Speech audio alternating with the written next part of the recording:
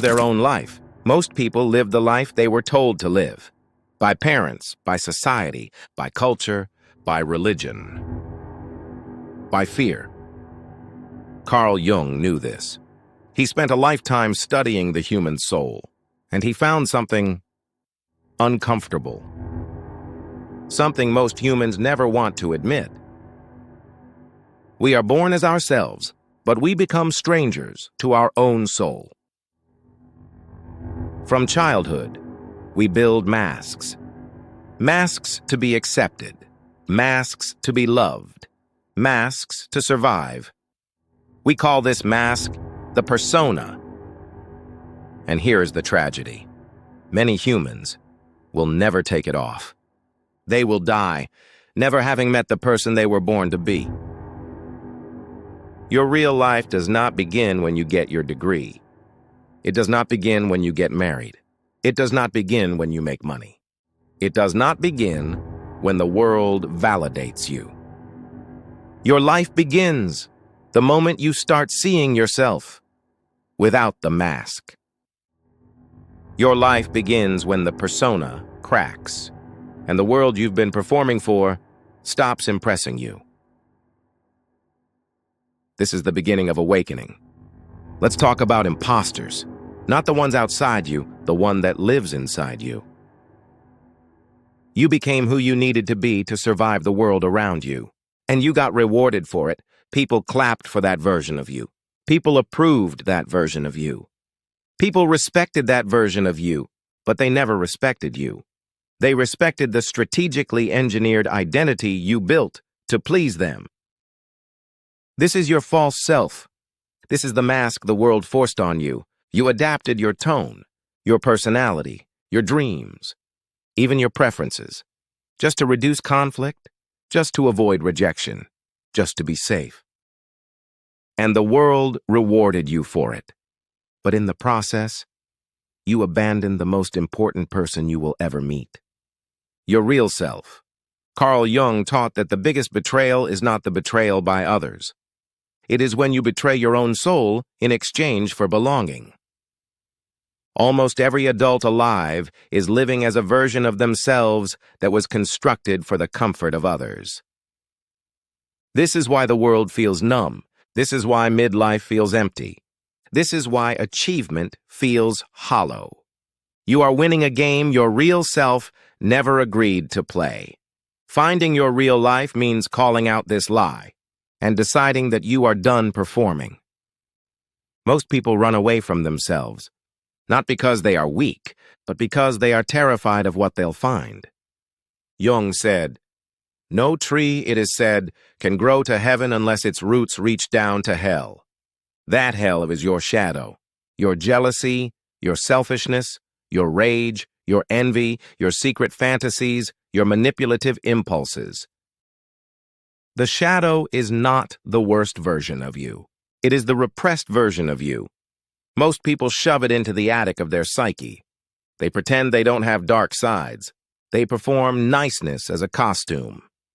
What you reject inside yourself becomes what controls you.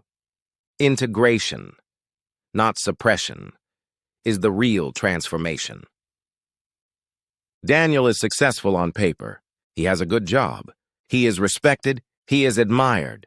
But Daniel is secretly terrified of being disliked. His entire identity is built on the approval of others. He says yes when he wants to say no. He works late to impress his boss. He dates women he doesn't even like because he wants to be chosen. He hides his anger and feels guilty for wanting more. Daniel's shadow is resentment, but he suppresses it, so it explodes sideways. He becomes passive-aggressive. He secretly judges everyone. He hates those who set boundaries because deep down he wants that for himself. Daniel's life is not his life. It's a performance. Salma is bold, direct, charismatic. People say she is too intense, too opinionated, too much. Salma's shadow is softness. She is terrified of vulnerability. She performs strength. She uses intelligence as armor. She uses sarcasm as attack. She never allows herself to be held or seen or loved. Her strength is a disguise for her fear of being fragile. Daniel's life begins the day he says no. Salma's life begins the day she cries in front of someone and doesn't apologize. Both integrate their shadows and begin to live a life that is finally theirs.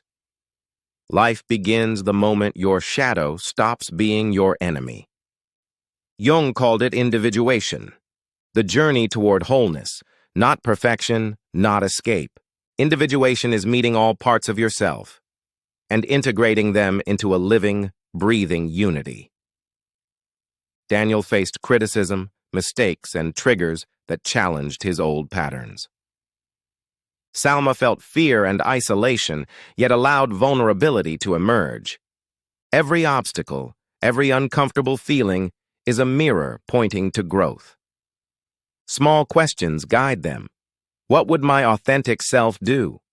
What feels true to me? These become their compass toward wholeness. Resistance is inevitable. It comes from the world and from within. Every shadow integrated awakens discomfort. Every act of authenticity triggers fear. Obstacles are not enemies. They are teachers, guides, invitations to deeper self-knowledge. Exercise 1, daily reflection. Ask each night, where did I hide today? Where did I act from fear or approval? Where did I honor myself? Exercise 2, conscious choice. Ask, is this my desire? Is this my voice? Does this choice align with myself? Exercise 3, shadow journaling. Write down thoughts, impulses, and emotions you usually ignore, then reflect. How is this part of me? Exercise 4, embodied integration. Act in small, authentic ways. Speak truthfully, allow emotion, set boundaries, show care. Daniel and Salma are ordinary humans who chose courage. They faced discomfort.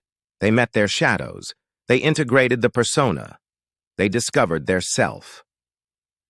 Life begins when you dare to meet yourself. Not the mask, not the borrowed identity, not the persona shaped by fear, culture, or expectation, but the self that waits quietly, patiently, inside. Look inside. Face your shadow. Integrate your persona. Honor your emotions. Discover yourself. And then, your life truly begins.